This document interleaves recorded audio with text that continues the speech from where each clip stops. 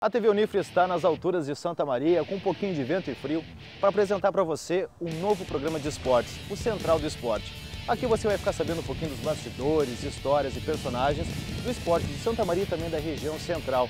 E neste primeiro programa temos a honra de mostrar uma entrevista exclusiva com Marcos Vinícius Freire, gaúcho de Bento Gonçalves, medalhista olímpico em 1984 com a geração de prata do vôlei e hoje superintendente executivo do Comitê Olímpico Brasileiro, o COB.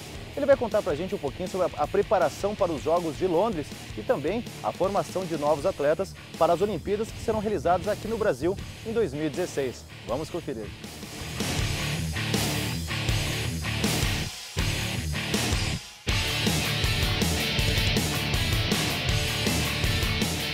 Olá, hoje a TV Unifra tem a honra de receber o Marcos Vinícius Freire, superintendente do COB, o Comitê Olímpico Brasileiro. Primeiramente, olá, tudo bem? Muito obrigado, é um prazer estar aqui com vocês e fico à disposição para a gente poder conversar agora e sempre que for necessário. O Marcos Vinícius, que ele é gaúcho, mas já não está mais adaptado ao frio daqui, né? Eu sou cariúcho, né? Na verdade nasci no Rio Grande do Sul, em Bento Gonçalves, minha família, meus pais de Dom Pedrito, meu pai de Dom Pedrito, minha mãe de Cachoeira. Mas estou fora daqui há muito tempo, fui para o Rio jovem, ainda passei a infância com os meus pais, depois voltei para o Rio de Janeiro quando montaram a primeira equipe profissional de vôlei brasileira, que foi a Atlântica Boa Vista e depois Bradesco, em 1980, 81 e depois nunca mais voltei ao Sul. Venho sempre, mas mais para visitar a família. Marcos, podemos chamar de Marcos? Assim? Claro, por favor. Antes de a gente falar um pouquinho sobre a carreira, o Marcos foi jogador de vôlei, superintendente do COB. Eu queria que tu falasse então da preparação para os Jogos de Londres. Como é que está a questão da delegação, quantos atletas, a expectativa para o Legal. Olimpíada? Essa é a melhor preparação da história brasileira. Na verdade, nós temos alguns fatos importantes no esporte na última década. Eu acho que o primeiro foi a Lei Agnello-Piva, que dá 2% das loterias federais do movimento olímpico e paralímpico distribuir para as suas confederações.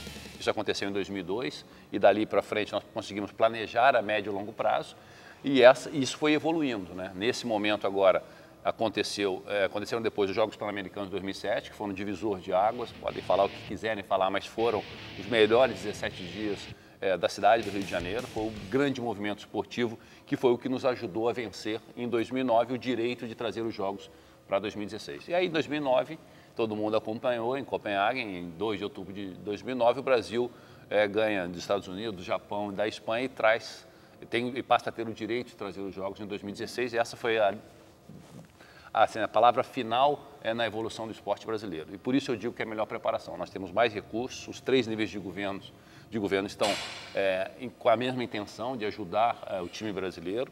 Nós temos a iniciativa privada colada na gente, né? As grandes empresas querem estar junto com o esporte olímpico brasileiro e por isso essa preparação fundamental. A nossa meta é ter algo em torno de 250 atletas, é fazer mais finais do que nós fizemos em Beijing, nós fizemos 41 finais em Beijing.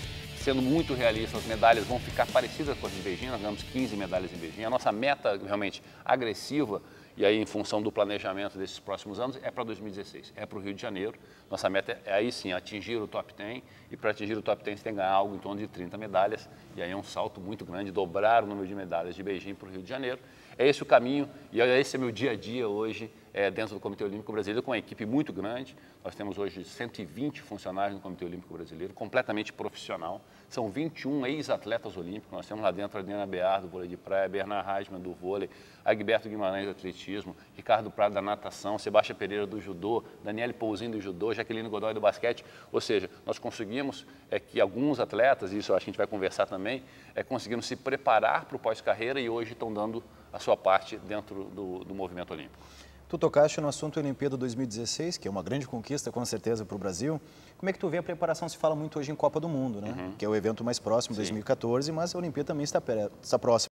Como é que tu vê a questão da preparação de estrutura? Eu sei que não é muito a tua parte, que é responsável, mas em termos de preparação Rio de Janeiro e também a questão da preparação desses novos atletas, em termos de incentivo e até mesmo vislumbrando uma participação positiva do Brasil. Perfeito. A primeira parte, como você falou, eu participei forte da campanha. Rio de Janeiro.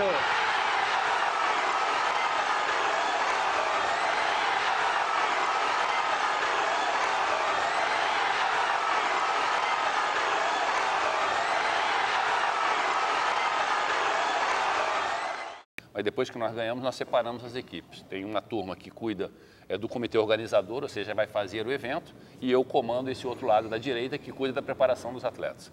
Falando da primeira parte da tua pergunta. E não, só tem uma coincidência também. O presidente Nussmann é o presidente do comitê organizador e do Comitê Olímpico Brasileiro. É a única coincidência entre esses dois grupos. Primeiro, eu acho que vale uma diferença entre o que é a Copa do Mundo como evento e o que é uma Olimpíada, né? Copa do Mundo, nós estamos falando de uma modalidade e de um sexo só, ou seja, é só futebol e é só masculino. Estamos falando aqui no Brasil de 12 cidades, né? Se der tudo certo, 10 ou 12 cidades, na África foram 10 ou 12 cidades, e estamos falando de 32 equipes. Aí muda para a Olimpíada, nós estamos falando de apenas uma cidade, só o Rio de Janeiro.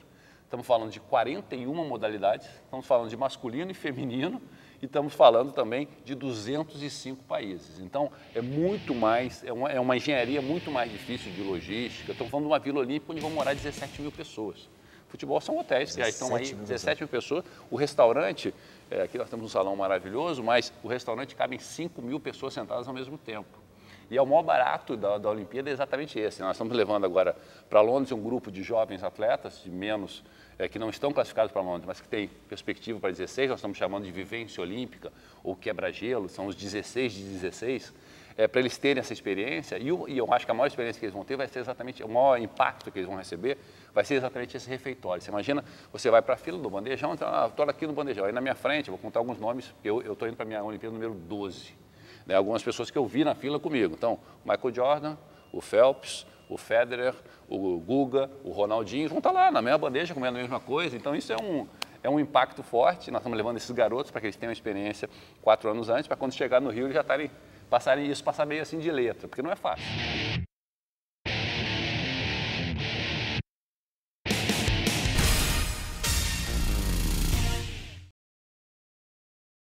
Oi, você já me conhece, eu sou a Clara. Já imaginou chegar na faculdade morrendo de sede e não ter água para beber? Ou chegar em casa louco por um banho e não poder tomar? Aposto que não seria legal.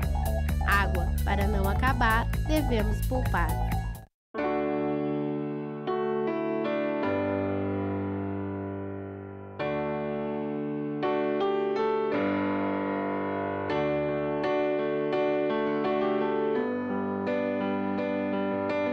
E no fim de tudo, pipa e vento, num belo momento, vão chegar ao céu. Assim como a pipa precisa do vento para voar, a Estação dos Ventos precisa de você. Colabore! Eu sou recicladora. Eu me considero uma profissional no que eu faço. Tudo que eu conquistei, eu devo a esse trabalho. As pessoas não conseguem entender quanto é importante para quem trabalha nisso. Não me vejo fazendo outra coisa. Eu gosto do que eu faço. Mais um bom motivo para você separar o seu lixo. Selecionadores de materiais recicláveis. Incentive esta profissão.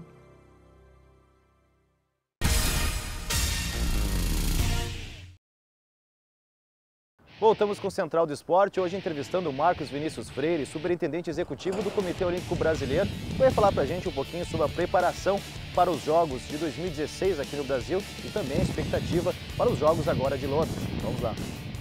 Eu fui à Copa do Mundo com 18 anos, eu lembro bem, naquela época você não conseguia ver tudo na televisão e na internet, como eles vêm hoje, né? Era na revista que eu acompanhava o time da Rússia, o time da Polônia, o time do Japão.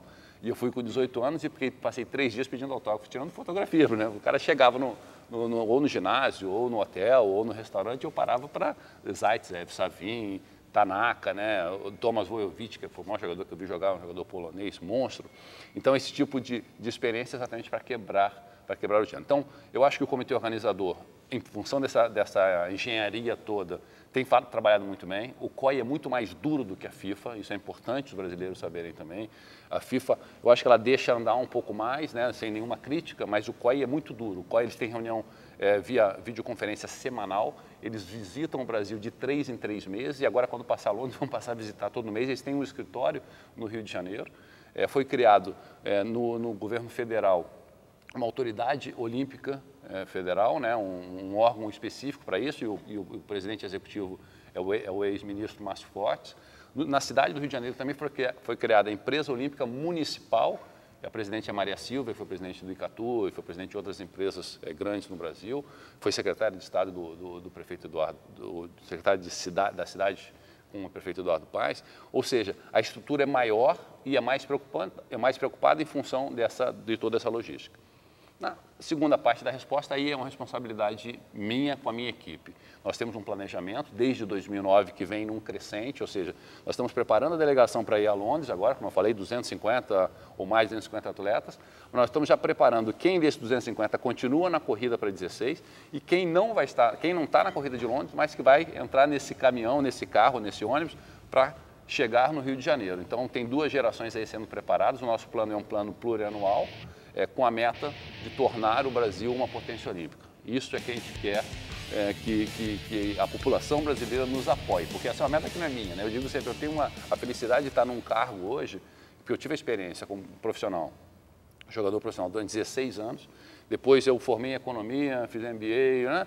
E fiquei 15 anos como executivo de bancos e seguradoras, hoje eu consigo ser um executivo do esporte, ou seja, eu voltei para o meu habitat natural com a bagagem gigante dos bancos multinacionais que eu estive, e isso nos dá uma tranquilidade. Nós somos o único comitê olímpico no mundo que tem um PMO, que tem um escritório de projetos. Nós somos nós somos hoje são 205 comitês olímpicos no mundo, mais países do que a ONU. Nós somos um dos principais, eu diria que nós somos entre os 3 maiores ou melhores posicionados junto ao COI, exatamente por essa profissionalização. E é essa profissionalização que está levando a preparação brasileira à frente. Como eu falei, Londres é a melhor preparação da nossa história, mas eu espero que o Rio de Janeiro seja ainda melhor. Marcos, tu está mais por dentro, obviamente, de como funciona essa preparação, mas como é que tu enxerga a questão da crítica da mídia, que se fala muito do futebol, priorizando sempre...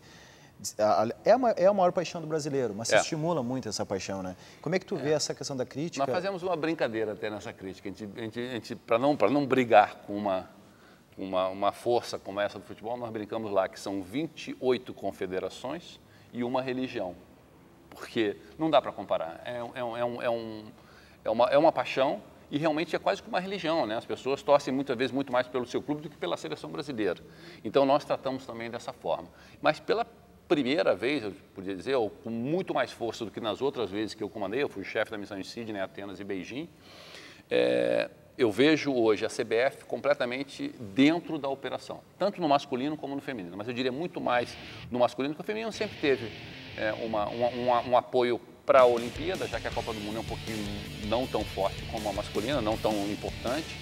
Então o feminino está num caminho hoje difícil, nós vamos ter dificuldade de ganhar a medalha no feminino, não é simples, o time depende da marca, o time tem algumas jogadoras, a maioria delas jogando na Europa, nós estamos indo num caminho de entrar com ciência do esporte, mas eu vejo o masculino com um foco muito grande. Eu vejo o treinador Mano Menezes e a equipe, e os 3 treinadores que acompanham as seleções de baixo, de olho na Olimpíada. Claro, por quê? Porque o Brasil, apesar de ter o melhor futebol do mundo, ou um dos melhores, não tem ainda a medalha de ouro e vai ter que ganhar ou em 2012 ou em 2016. Então o trabalho está sendo feito nesse caminho. Já nos outros esportes, nas outras 40 modalidades, a gente vai do 8 ao 800, né? Nós temos algumas que são super profissionais, é o exemplo do voleibol, né? Que desde lá de trás, a nossa geração foi administrada de forma profissional, teve uma geração vencedora, teve a televisão apoiando, teve patrocinadores, e aí fez um círculo virtuoso que trouxe todas as medalhas olímpicas do Brasil no masculino, no feminino, na quadra e na praia.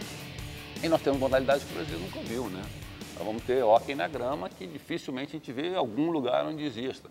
Temos a entrada de 2 esportes que o Brasil tem muito pouco, que é o rugby de 7, né, para 2016, e o golfe. São 2 novos esportes que entram na programação do Rio 2016. Então, são preparações diferentes, mas nós estamos tentando monitorar e dentro da nossa estratégia isso também é levado em consideração. Não adianta você querer ter resultado em 40 modalidades. Ninguém tem, nem a China, Estados Unidos e Rússia, que são os 3 primeiros da tabela as potências da tabela de medalhas, também não ganham medalhas em 40 modalidades. Ganhou em 20, em 18. A nossa meta é ganhar medalha em 2016 em pelo menos 13 modalidades. O Brasil tem um histórico de ganhar em 8, 9. É o vôlei, é o futebol, é o basquete, né? No caso o feminino não ganhou na última, mas nós olhando um pouquinho mais para trás. Depois a vela, o judô, o atletismo, a natação, o hipismo e o taekwondo, que apareceu com a Natália Faravinha em Beijing. Só com 8 modalidades você não consegue ir para o top 10. Então nós temos que continuar ganhando medalha nessas que nós já temos história. Não adianta, Ah, já que o vôlei já ganha medalha, não dá mais dinheiro para o vôlei. Não pode ser, né? Onde você tem uma história, você tem que continuar tendo e cada vez mais. Né? O vôlei pode ganhar 6 medalhas. O vôlei tem 2 duplas no masculino, 2 duplas no feminino e a quadra masculino e feminino. Nunca ganhamos as 6. Na verdade, nunca ganhamos nem 5. Na verdade, nunca ganhamos nem 4. O máximo que o vôlei ganhou foram 3 numa mesma Olimpíada. Vamos tentar para Londres, vamos tentar para o Rio. Então, essas são as que nós já temos de história.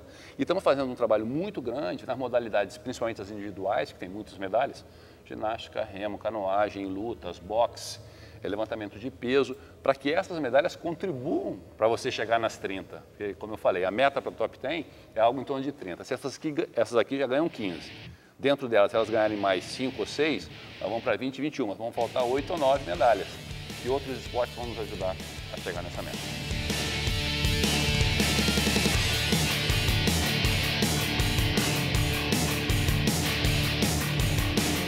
Obrigado, Marcos Vinícius Freire. A TV Unifra agradece essa entrevista exclusiva aqui no Rio Grande do Sul, antes da viagem para Londres. Mas essa conversa não acabou não, viu? Semana que vem a gente vai conversar mais um pouquinho com ele, que ele vai nos contar um pouco sobre a sua carreira no vôlei e também a preparação até chegar ao cargo de superintendente executivo do COB e também a formação de novos atletas para 2016. Tchau, até a próxima semana.